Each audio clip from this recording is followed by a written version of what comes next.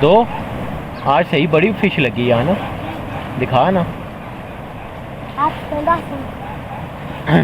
वो कौन सी है?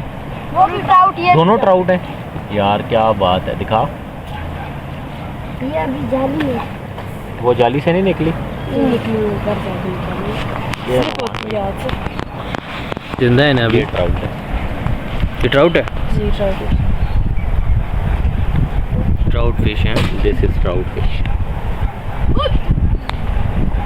ये होगी आधा किलो से।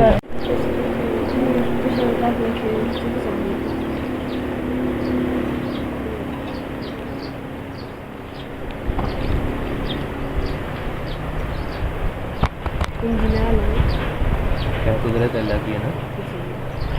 पूरी दुनिया में इतनी मछली सबसे ताकतवर मछली है। ताकतवर मतलब सेहत के लिए अच्छी है।